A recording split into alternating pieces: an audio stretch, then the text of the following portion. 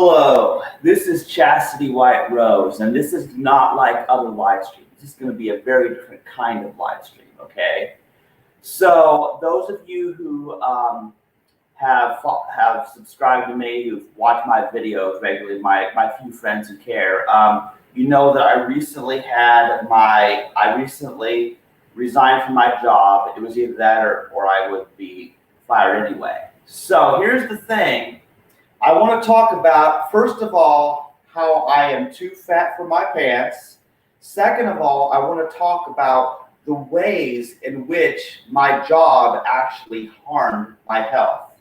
And third, I want to talk about the plans which I have in order to get myself back into shape so I can dance.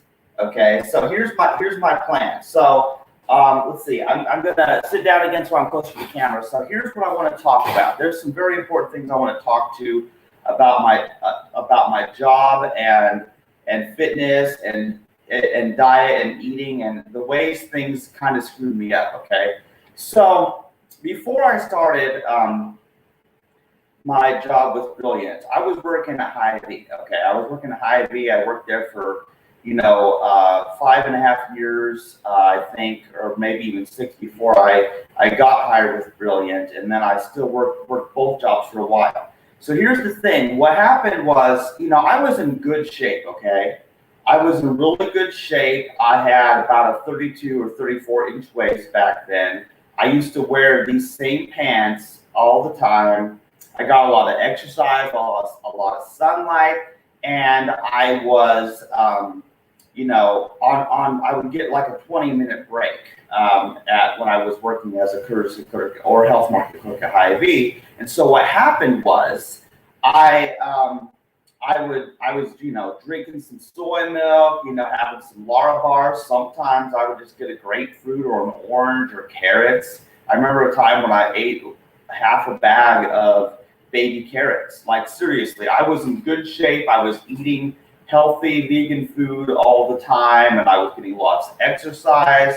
And here's the thing about it. I didn't know at the time how much working at Brilliant with that shelving job was actually going to damage my health.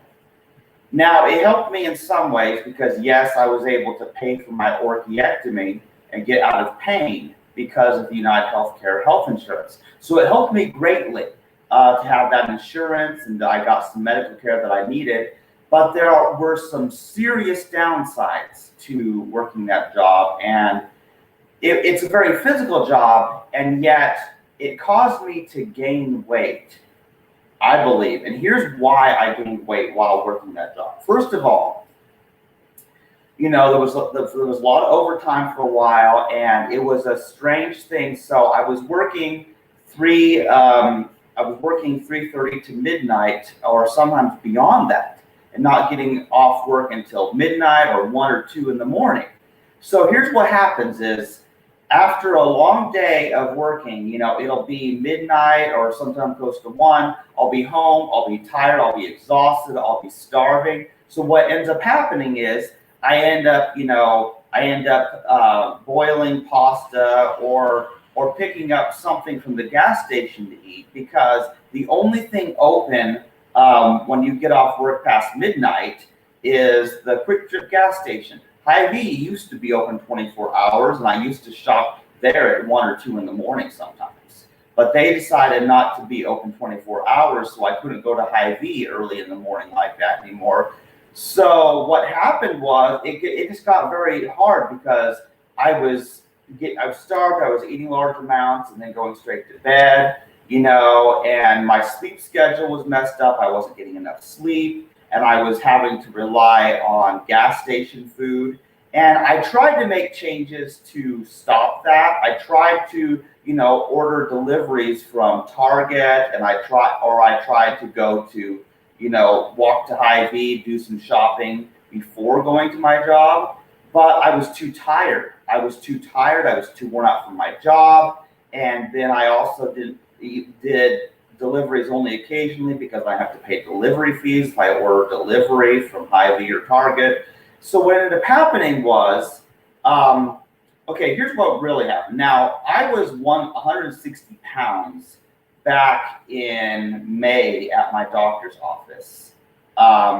The month before I started my job at Brilliant, I was working at Hy-Vee all the time. I was 160 pounds. I was doing good. I was in good shape. My knees were strong. I was dancing, all that stuff. But then here's what happened: is I start that job, my whole schedule changes.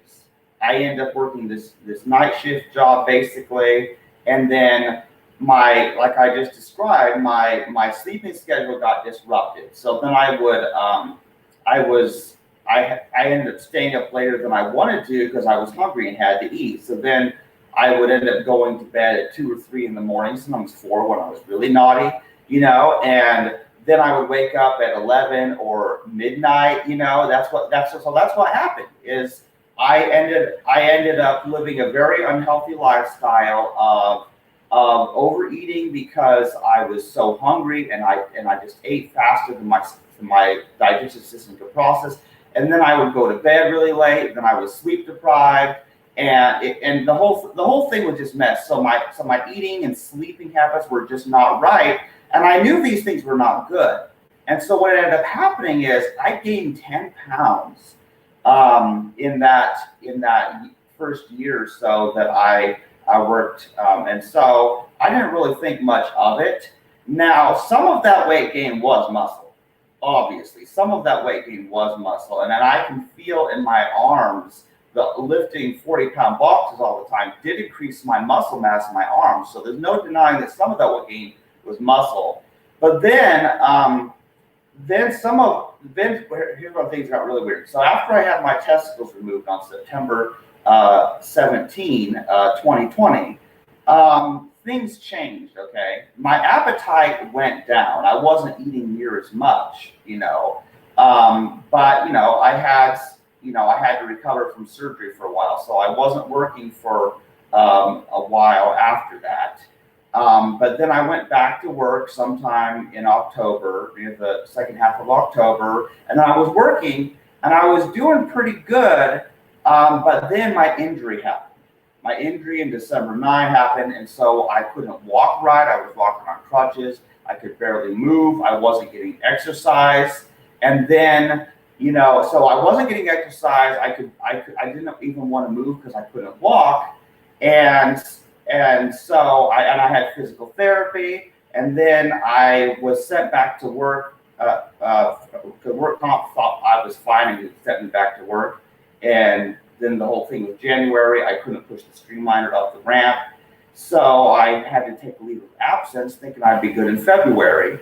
And then, so I came back in February and I still couldn't do it. My knee problem never really went away, and it still hurts. I can't do the things I used to do. But here's the nice thing is at least I get the ability to walk again, okay?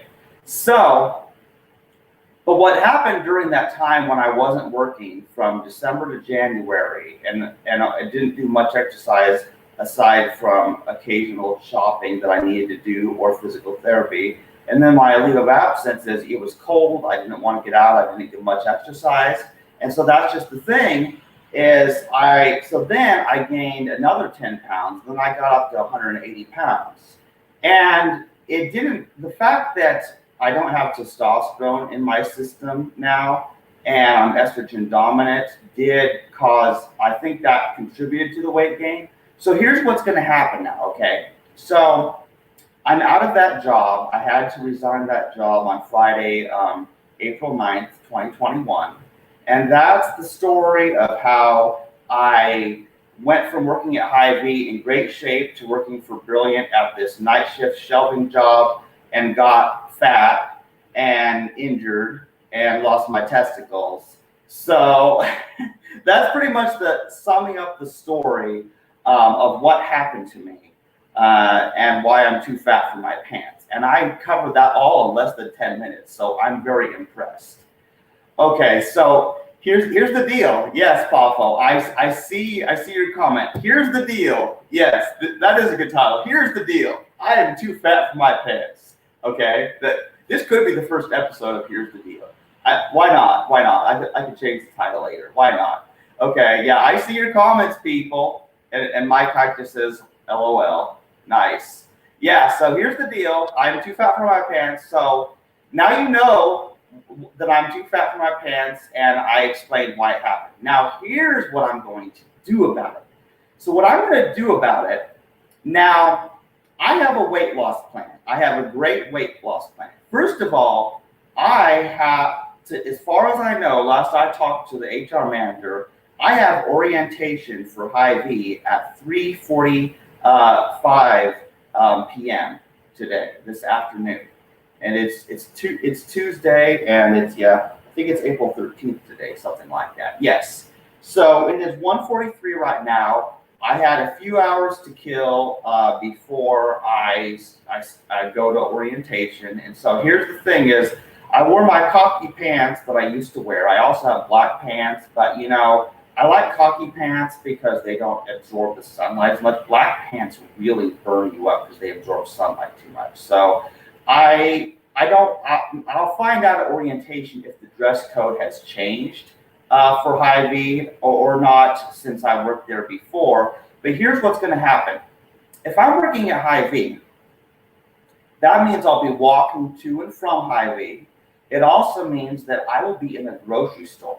So when I take my break, if I get a 15 or 20-minute break while I'm working my shift at Hy-Vee, whatever I'm doing, then what I can do is I can go eat a banana or just drink some water or some coffee or some fruit juice. I can do what I used to do because I was eating healthier. I was eating more frequently, but smaller meals because I had a short time.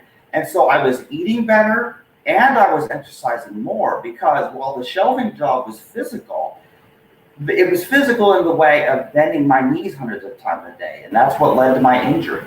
But it didn't involve as much walking, because I noticed something. I got more steps in the day that I resigned and had that final review at my company. I walked all the way home, and I got more steps in that day than I got in an average work day. And so I realized something. I'll get more exercise without this job, because I'll be working part-time at Hy-Vee, which means I'll be getting exercise at the job. But on the days that I'm not working, I will be free to walk all around independent. So I will be getting more walks in, and I will be able to make healthier choices and save money, because I'll be buying food from Hy-Vee. Whenever I get off work, I'll just buy the groceries I need for that day or that night. You know what I'm saying? So I will be saving money, eating healthier, exercising more, and that's not all. I'll probably end up losing weight with all these changes I'm going to make. But second of all, I also am scheduled to see an endocrinologist on April 27th. I hope I can make it. If not, I'll have to reschedule, cancel, figure something else out. But what I want to know is, I need an expert opinion, is if I can get my hormone levels adjusted in a way and where it's easier for me to lose weight, at least temporarily, that'll help me out. Because, to tell you the truth, here's something I've never told anyone before, and I've said a lot on my YouTube channel and all my online stuff. You know, I've told a lot about my stuff, but here's the deal. Personally, I don't mind being fat as far as appearance wise. I don't mind being fat because I like my flabby belly. I like to squeeze my belly. It's amazingly comforting. It's like a pillow. So I like my fat belly. But here's what I don't like about being fat is that my pants don't fit, and the more weight there is on my knees, the longer it's going to take to get my knees operating the way they used to be when I was dancing and in dance recitals and running. So what it comes down to is I would like to get down to maybe 170. I don't know if I'll ever get down to 160. I'm not sure if I even want to, because if I was 160, that might involve losing muscle mass. So I want to get down to 170. 170 was the weight I was in September before I had my testicles moved and before I had the injury and didn't have the exercise. So my goal personally is to get down to 170. So I want to lose weight for the sake of having less weight on my knees. And maybe if all goes well, if I succeed in my goals, then maybe I'll have a chance to run in a 5K again, or at least be the world champion of Fitbit. Now I have this Fitbit, okay? I have this Fitbit.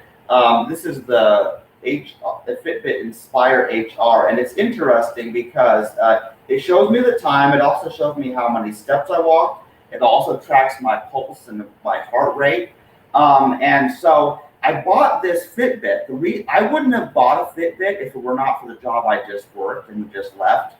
But I bought this Fitbit because there was a United Healthcare Motion program where if you meet certain fitness goals with your Fitbit, then it syncs with United Healthcare Motion, and then they will give you $1 for those goals in your your health savings account with the health insurance plan. So it was possible for me to earn $3 a day and have that put in my health savings account.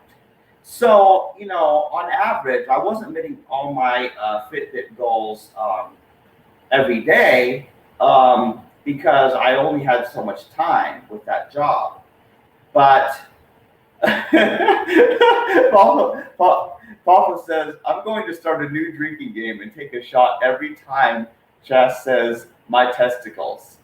If you do that, Papa, you're gonna die. Seriously, you're gonna die if you take a drink every time I talk about my testicles, because I talk about my testicles a lot, like seriously.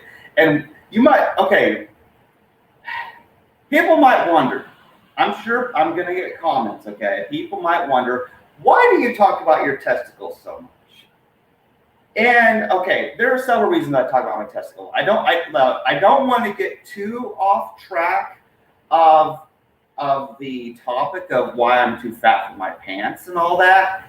But the reason I talk about my testicles is because it has been it's been such a traumatic and interesting and fascinating and weird experience. Everything I've gone through with my testicles over the years. I was in pain for 2 years and I kept going, oh no, I'm going to kill Papa the way I keep talking about my testicles. Oh man. Anyway, like I was saying, so I would go to doctors and nobody would take me seriously. And, I even had that one urologist who refused to remove my testicles unless I was on female hormone therapy for a year for transgender reasons. And I was really pissed off about it because, here's something transgender people understand, Transgender people don't like, now I am transgender, but that wasn't the reason I was having my testicles removed. Transgender people do not like people lumping them in a category and stereotyping that all transgender people go on hormones or all transgender people have certain surgeries. Transgender people don't like that. Trust me, I know, because I am transgender, and I probably watched at least 100 transgender people on YouTube, trans women, trans men. I've watched so many. I listen to them. They are so fascinating, and just yesterday, I had the most weird experience, So I was watching Identity, a trans coming out story, an episode of Philosophy Tube. And it was the coming out story of Abigail Thorne, who was the host of Philosophy Tube. And in that video, what Abigail said, she said that coming out as transgender is like leaving a job you don't like, leaving a bad job, how you're not satisfied with that job, and eventually it comes to a point where you just have to leave. You can't take it anymore. And I'm like, it is exactly like that. Seriously, it is exactly like that, because yes, there are many different ways to describe the transgender experience, but it's kind of like that because the reason it's the same is because there are sets of rules that people are expected to live by according to how society sees them based on their biological sex. And people assume that I'm gonna date women, that I'm gonna have sex, and that I like cars and sports and all these things because these are considered masculine or male behaviors or thought patterns in American society. But that's not me. And I have a very firm grasp of what it means to be transgender. But being transgender was only a small part of the reason I had to have my testicles removed, because it was actual physical pain. I had an injury to my testicles, and it was hard to get diagnosis and stuff, but get tests and diagnosis done, but I was in pain for a long time. And today I figured out what was going on. Injuries cause testicular torsion. And I read all about this. And I also did have I forgot what it was called. It was an ultrasound, I think that's what it was. And they had a really hard time getting blood flow on one side of my scrotum. They had a really hard time because blood was not flowing, and so there was that, and there was the fact that I was in pain. And so now I understand what was going on. It was a horrible injury, and there are many other people who had the same thing. I've read stories on Quora and other places on the Reddit orchiectomy group where people talked about how they had to have their testicles removed for chronic pain. They had the exact same condition I had. Now, had I not been transgender, perhaps I would have tried other treatment options, perhaps, for my pain.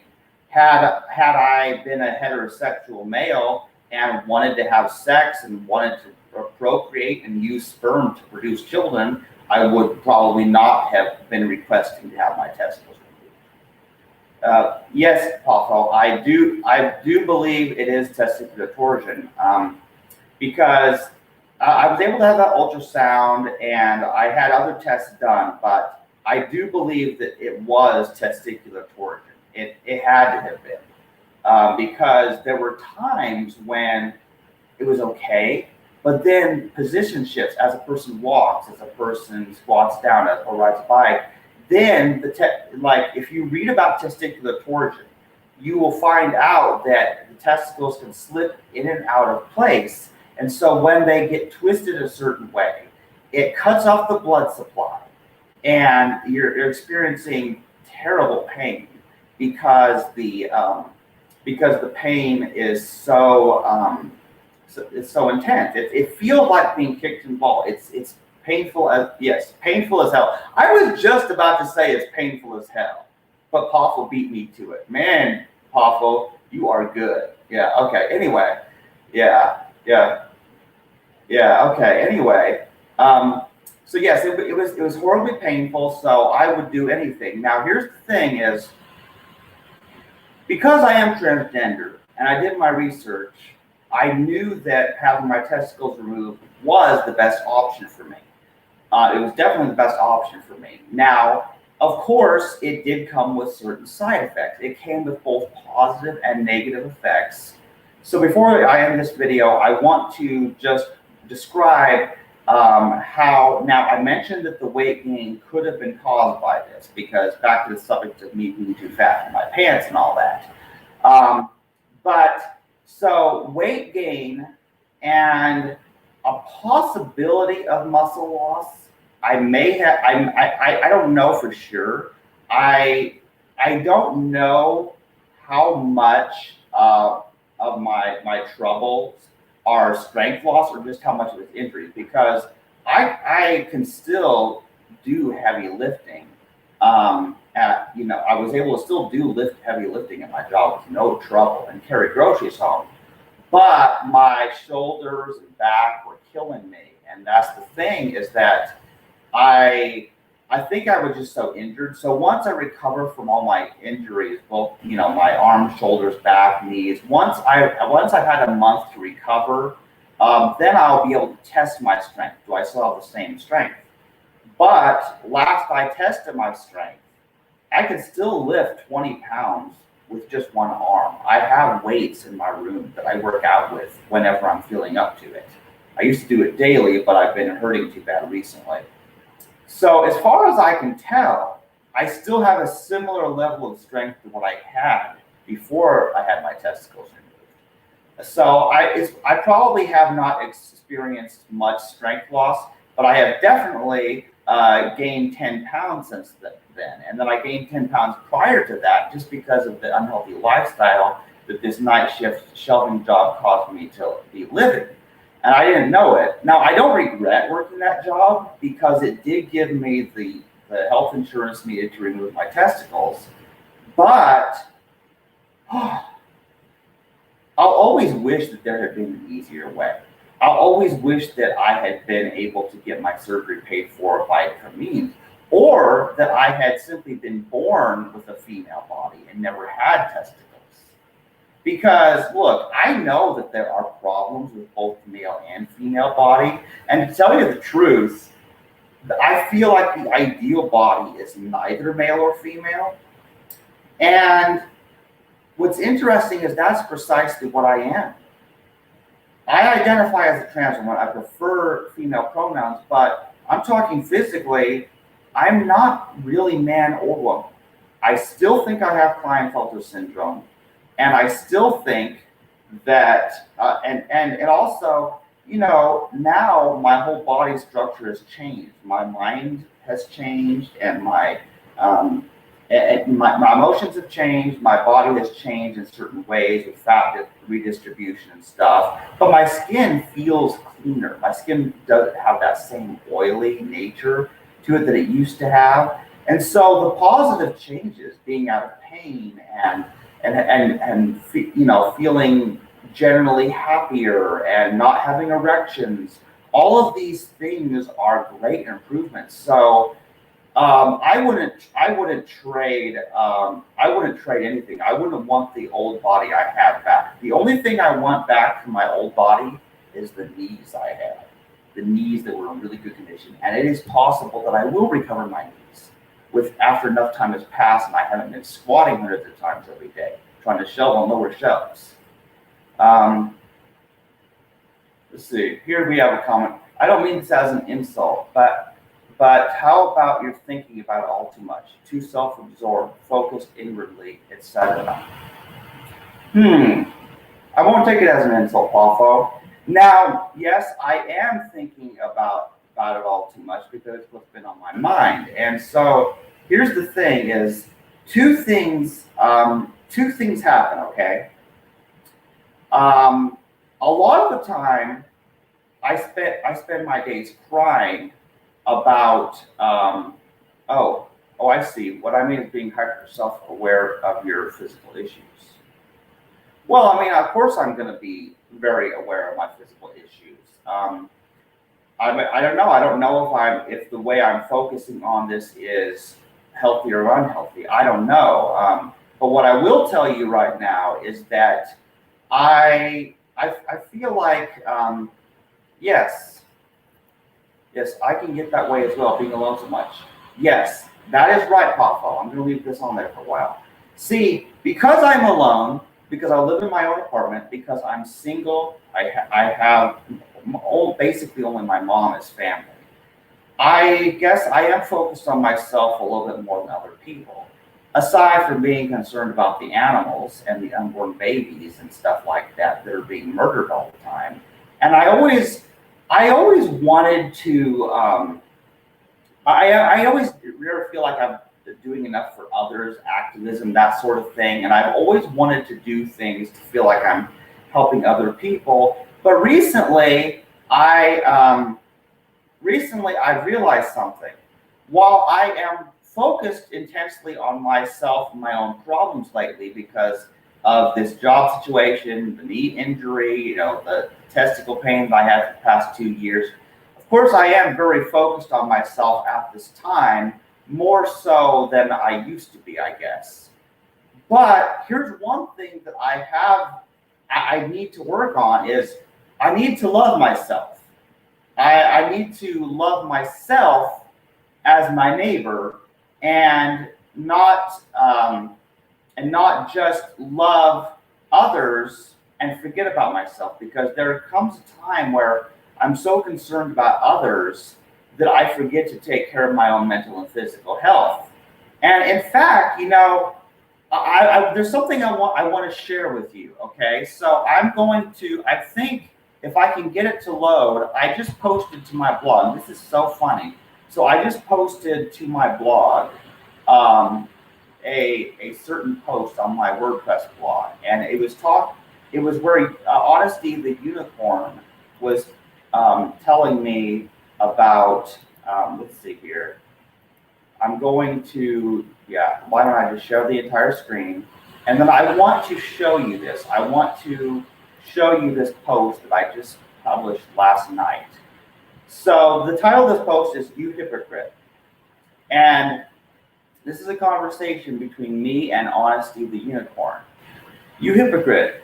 You have to read, there are prior writings to this to understand the context of this, but Honesty had told me that I need to love myself and not just my neighbor. And so I'm going to read this to you.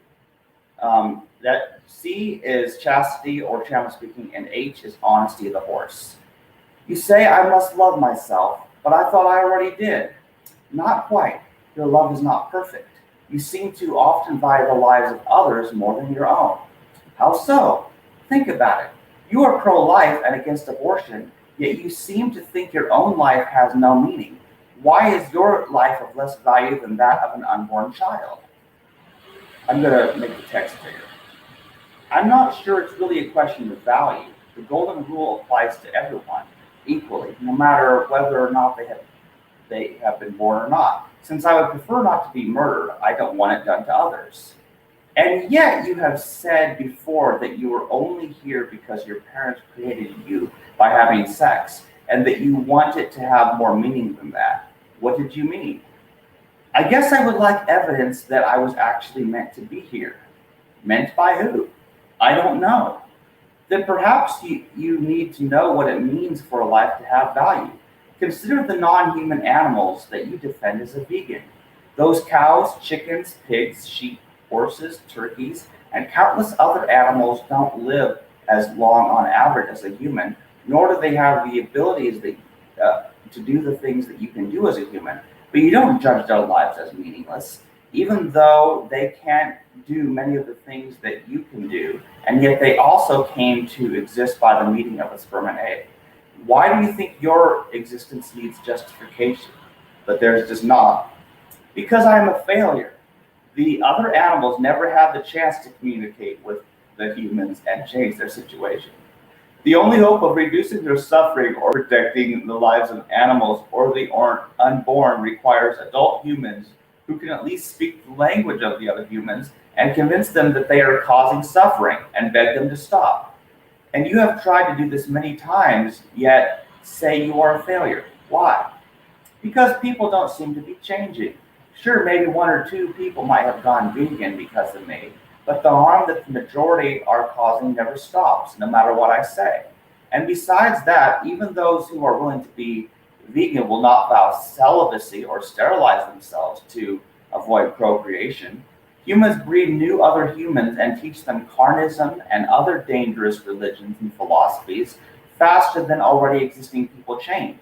So no real progress is ever made. So you're saying that you are a failure because you have not managed to single-handedly turn everyone in the world vegan and celibate? Yes. Well, then no wonder you feel like a failure with that kind of ludicrous expectation. If you thought your meaning or purpose was to change other people, then that means your purpose is about them and has nothing to do with you. That means that if everyone lived perfectly ethical lives, then you would not exist. I suppose that is true. So isn't that a contradiction? Why be pro-life about others and yet not about yourself? What? You're a hypocrite, Chastity. You love your neighbors but not yourself. I guess you're right, but what can I do about this? I would suggest that instead of judging your life and thinking you are meaningless and don't belong, you stop and think about the others and how you are different to yourself than them. You don't demand that the others do the same things as you. Human children don't even work jobs yet, and the other animals don't ever do that. Yet you feel like you're a failure when you are not able to please the people over you at work and lose a job. What you say makes sense, but I don't know how to belong in this world without proving that I am good enough. And who would you prove it to? Why let others who are selfish and hurt others carelessly be the judge of you? It's not that you are not good enough for them, they are not good enough for you. But I can't say that. Why not? Because I'm not better than others. I'm not more important than them. But you're also not less important than them. And you get to set the standard of which people are involved in your life. Not because you are the judge of their life, but because you are the judge of your life and what you want. So first figure out what you want and then work toward it. Don't worry about the standards of society. Do what feels right to you. Why is there a question mark there? That's weird. I made a mistake. But how will I know I am making the right choices in life? You can know for a fact that you're not. What? You used to do a podcast explaining about the illusion of free will and that none of us are really the authors of our choices. You should know better than anyone that everything you say, think, feel, or do is the result of prior causes. So you need not worry about your future because you will always tell the truth as you always have, with one exception. What exception? You have not told yourself the truth that you belong here. You told me I belong, but I still don't know why I belong. I'm sure that someone else who is smarter, thinks quicker, doesn't stutter, and has more money could do everything that I have done and even more. I have told you that your value does not depend on what you do. You are valuable just being what you are.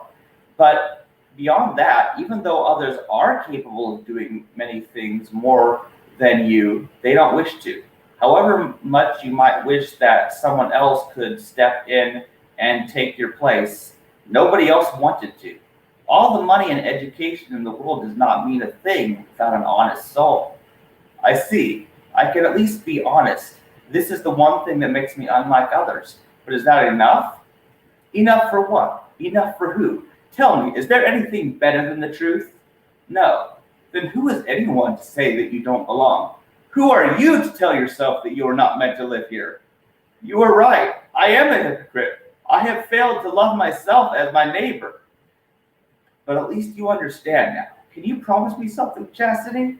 Promise you what? That you will never say that you should not exist. You say this only because you don't understand why you are here. Honesty? Are you saying that you do understand why I am here? Yes. Oh man. Yeah. Oh man. Yeah. I'm glad I read that on this live stream because I just wrote that last night. That was a conversation of me and Honesty at the Unicorn. And that's pretty much just a continuation of what's already in my books published. Because I published my book, Chandler's Honesty. In fact, actually,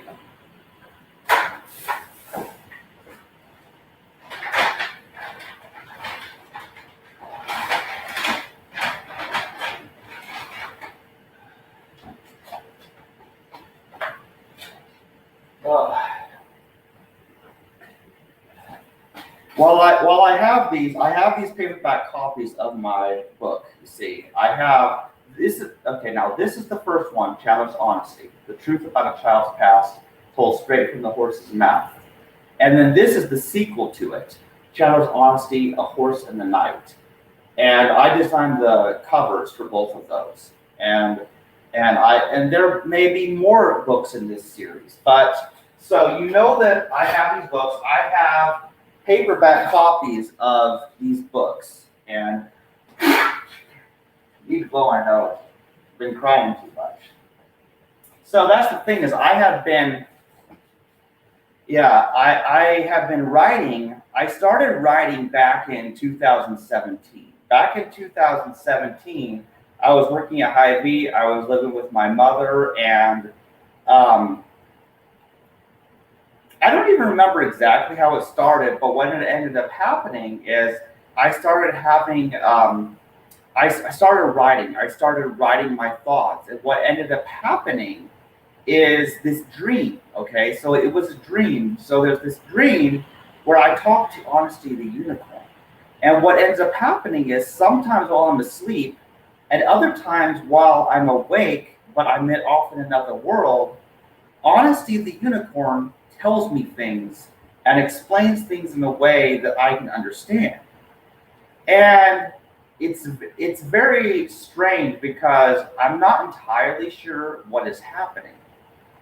But I get on the computer when I'm able and I write down the conversations that I had with Honest the Unicorn that I remember. And what's strange about it is I don't always know. I don't always know before I start. I get up in my text editor and start writing. I don't know what's going to happen. What ends up happening is that I'll write what I'm thinking and feeling at the time, and then Honesty, the unicorn, responds to that. So what ends up happening? So yeah, that's right. So I'm gonna, yeah. First of all, holy hell, this is beautiful. Yes, I'm glad you think so, Papa. Chandler channeling the truth. So poignant. So channeling the truth is a very good way to put it. So here's what you have to understand. Now, I can't tell you exactly everything there is to know about Honesty the Unicorn. Quite honestly, I don't understand Honesty the Unicorn. But here's what I can tell you. Honesty is a horse. Honesty is actually a unicorn, which is a type of horse. And honesty, which we all know what honesty means. Honesty means you tell the truth.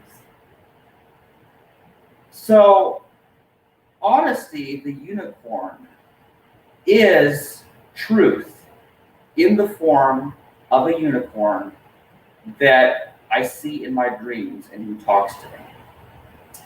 And so I do highly recommend people read my books. Seriously, this is good material, although some of it is very cringeworthy.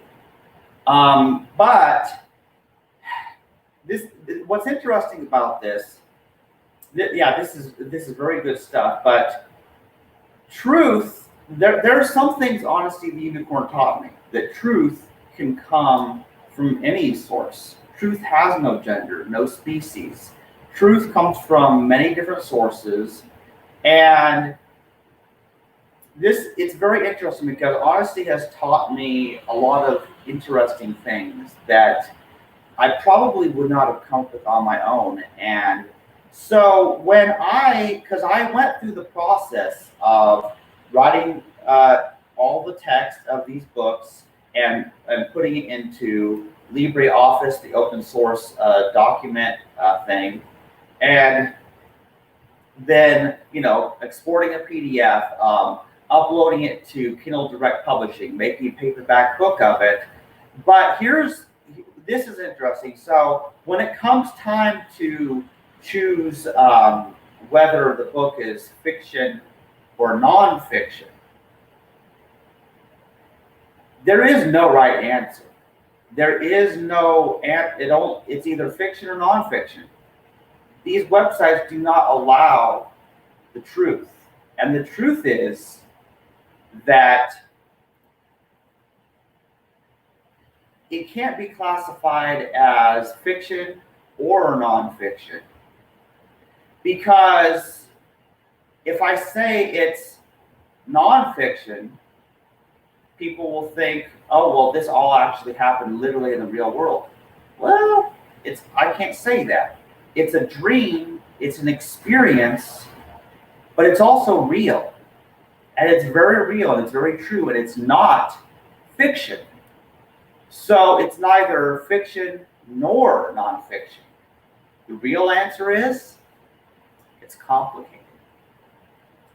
And so that's the thing about it, is that things are complicated, and all of the boxes which I have, which I had things categorized into, do not make sense anymore. And here's the thing, is that I'm no longer an atheist. I am a unicorn universalist. Because I may be crazy, but I'll tell you something. I believe in honesty of the unicorn, and that truth comes from many sources. And so this is my own personal religion, my own personal belief, philosophy, whatever you call it, that we must look for truth wherever it comes from. No matter what human or other animal is speaking to you, whether it happens while you're awake or while you're asleep and dreaming, it is the truth is complicated, and it comes from many sources beyond what you can suspect. And so I don't even know what the hell I believe anymore. I really don't. But I believe in truth. I do believe in objective truth. And what's interesting is a friend sent me a link to listen to a sermon at her church last night. And it was Eagle Creek Church. And I disagree with the sermon, of course, mostly because Christianity is not what I believe. But there was something that preacher said about how the statement of there is no objective truth is contradictory. And I know this well, because if you say there is no truth, then someone can ask you, is that statement true? And if the statement is true that there is no truth, then the statement can't be true. But if it's false that there is no truth, then it's true that there's truth. So it is a self-contradictory statement. And that very statement where someone says there is no truth, that statement proves that there is an actual truth. Therefore, this idea of relativism, where there's your truth, my truth, all that stuff, that's I'm not a relativist. I believe that there is truth. Things are either true or false. I don't believe that something can be true for you and actually, let me take a step back from that. Now, although there is objective truth, that's not all that's going on here. There is both objective truth. Objective truth is real. There are things that are real. But there's also subjective truth. The subjective truth is the truth that I can know from my experience, but then not somebody else who hasn't had that experience will know. And likewise, other people have had experiences that I can't know. So here's what it comes down to, is there is objective truth.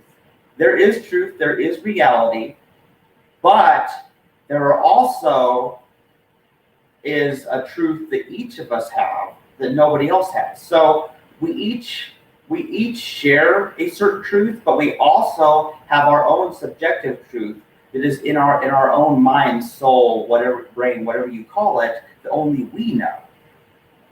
But in this specific instance, I wrote the books of what happened in my subjective truth. And so other people can read my subjective truth, and then will they believe it or not? I don't know. I really can't know if they will believe that I spoke to honesty of the unicorn or not, but I don't care. I don't even care anymore, because what I want to tell you is, you may think I'm just a crazy person who talks about my testicles and dances with my flabby belly and talks about how I'm too fat for my pants and I overshare and I'm just autistically weird, and all these things are true. Okay, yeah, you might think I'm just a crazy person, and maybe I am, but when you meet your unicorn, in whatever form it takes, my advice to you is to listen. And that's what I have to say. So the stream started out that I talked about I am too fat for my pants. And then I talked about my job. I talked about my testicles. And then I started talking about objective and subjective truth and honesty of the unicorn in my books. And this is reality. This is reality, okay? Real life is messy. Real life and truth does not obey me. I do not decide what I will be talking about in the next 30 minutes. I start out with an idea, but then things happen. I get comments. One thought leads to another thought. It flows. There is a universal flow going on here. So I am in the flow, people. I am so in the flow. And so here's what's going to happen, okay? I am going to work on my health and fitness goals and see if I can lose weight and eventually fit my pants. But beyond that, I'm going to keep on writing. I'm going to keep on speaking and doing live streams and podcasts. And also worth mentioning, it's important to mention, I have been helping my mom with her latest book. My mom has a new book that she copyrighted. We did it with the we did it with the Library of Congress. We were registering copyright on her latest book, which is soon to be published. It's called The Many Sides of Suicide, because she's writing a book on the topic of suicide and how people say certain things that are not helpful, and people say the wrong things and cause the person to go ahead and commit suicide. So it's a very good book. I read the whole thing because I had to copy it into the document as she emailed it to me. I am the computer person who writes my own books, and I was the one to help my mom get her books ready to publish with Amazon. And we've also worked with a few publishing companies. We did stuff with Infinity Publishing, and we did stuff with Litfire Publishing, which seems to have gone out of business. So my mom and I have published many books. So she's about to publish her third book. I probably published like 8 or 9 books at this point. So that's what it comes down to. So what I want to remember is that I feel like I'm not doing enough. But honesty, the unicorn is right, that I need to love myself, and I need to know that my value does not depend on what I am doing, what the accomplishments I've done, and how I fit into society. And so I feel like I'm never good enough. And maybe I never will be good enough for society and their silly rules of what a man or woman should do, or what a Christian or atheist should do, or whatever the hell they think I am. I don't know what the hell I think I am, to tell you the truth, okay? But I know that I need to love myself, and I know that I have done many accomplishments in my life. And I don't know if it'll ever be good enough for anyone else, but I can tell you one thing. There is nothing better than the truth. And so my story is the truth. What I say is the truth. And so it may not be good enough for you, but it is good enough for me. And honesty of the unicorn. So I better end this live stream because I need to get myself ready for orientation today. My final parting words of advice for you are: be excellent to each other. And party on, dudes!